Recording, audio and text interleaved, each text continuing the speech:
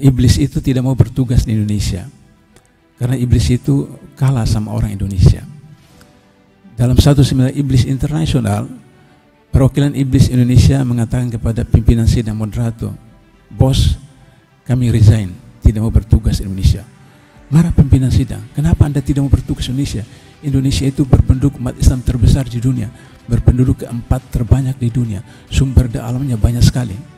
Perwakilan iblis Indonesia dengan wajah renyuh mengatakan, "Iya bos, tapi kami di Indonesia nganggur bos, non-job bos." "Loh kenapa nganggur, non-job? Banyak kegiatan."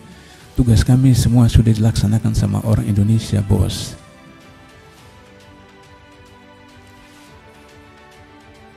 Satu indikator. Hari ini, dalam kabinet ini, seorang menteri punya 27 jabatan. Saya tadinya anggap hoax. Tapi ketika beliau sampaikan presentasi di Komisi Anggaran, pakai slide. Dan kemudian slide itu sampai ke saya. Saya hitung betul-betul 1, 2, 3, 27. Dan setiap jabatan itu ada peraturannya, ada kepresnya, ada pepresnya. Mulai dari urus laut, kemudian urus vaksin, urus minyak, urus semua 27 jabatan. Itu yang disebut dengan oligarki.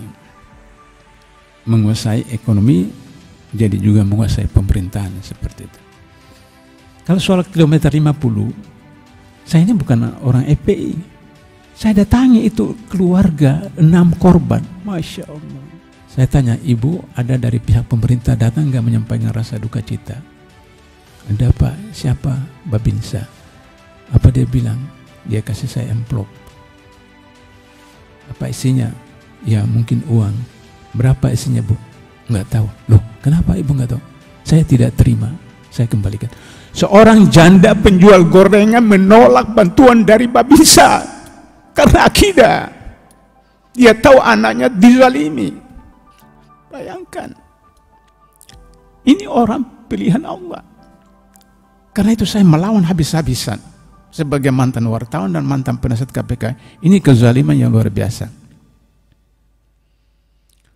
Alhamdulillah, satu persatu mubahalah yang saya lakukan sudah mulai terbukti. Jenderal Sambo yang membebaskan 2 anak buahnya di pengadilan, mereka tidak ditahan, mereka tidak dipecat, kemudian bebas. Dan Allah buktikan satu persatu. Saya undang Polda untuk mubahalah. Sampai jam 2 saya tunggu, tidak datang. Saya minta kepada 6 keluarga mubahalah secara sepihak. Dan mereka mubahalah. Satu persatu Allah akan tunjukkan seperti itu. Menurut logika, apakah seorang ajudan berani masuk ke kamar istri bosnya? Menurut logika. Tapi itulah skenario Allah untuk bisa kemudian membongkar kejahatan-kejahatan. Dan beliau adalah perwira yang paling muda, yang cepat naik pangkat. Hanya karena satu golongan dengan Kapolri.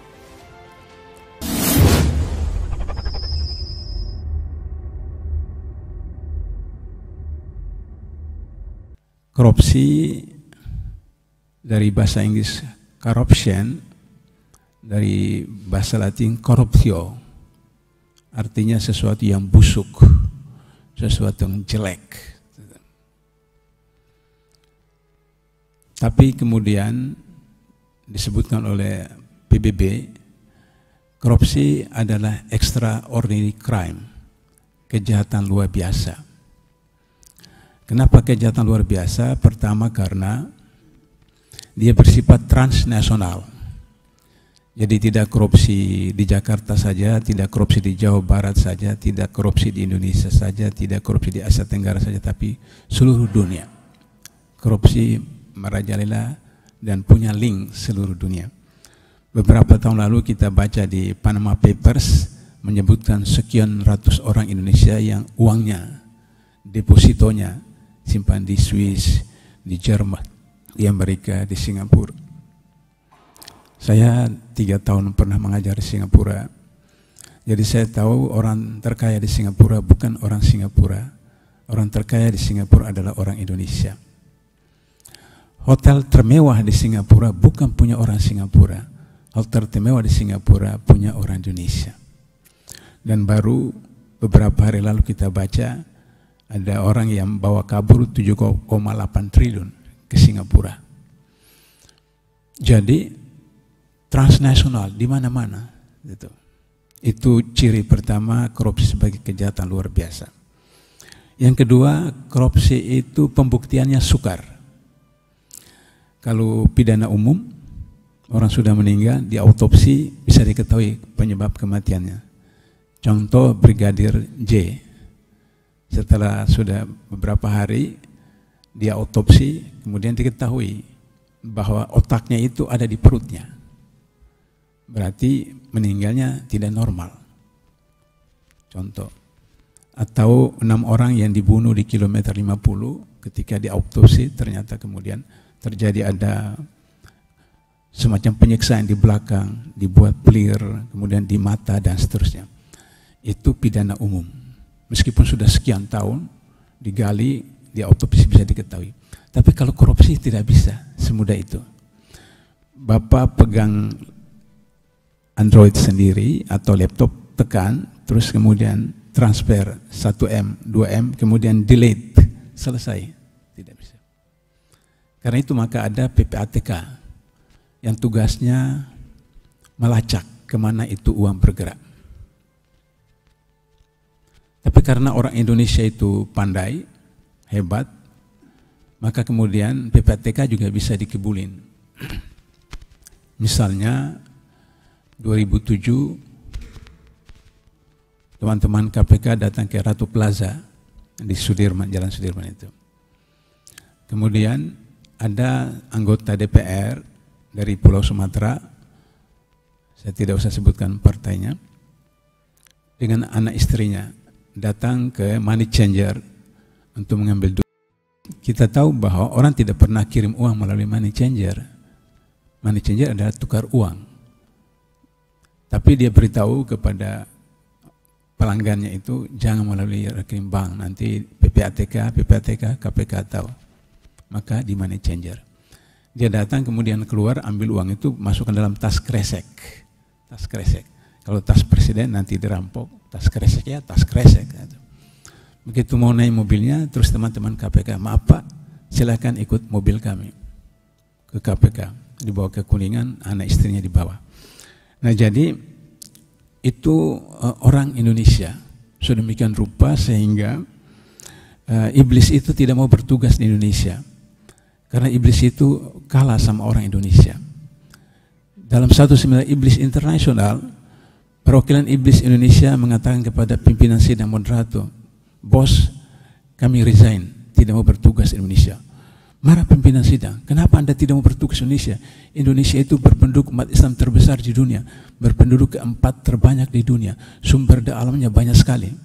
Perwakilan iblis Indonesia dengan wajah renyuh mengatakan, iya bos, tapi kami di Indonesia nganggur bos, non-job bos. Loh kenapa nganggur, non-job, banyak kegiatan. Tugas kami semua sudah dilaksanakan sama orang Indonesia bos.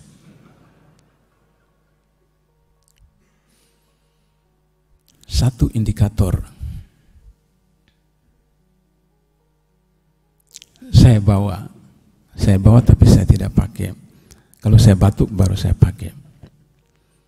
Menurut sains kita menghirup oksigen. Sains. Kita melepaskan CO2 racun. Jadi kalau kita pakai masker, kita hirup O2, kita lepaskan racun, kemudian kita isap lagi racun yang keluar dari mulut kita. Itu menurut sains. Jadi, bagaimana bisa? Soal ajal itu soal Allah. Hak prerogatif Allah. Tapi 700-an petugas kesehatan yang meninggal kemarin, tahun lalu, salah satu penyebabnya karena pakaian yang mereka pakai. Sehingga tidak bisa udara segar masuk.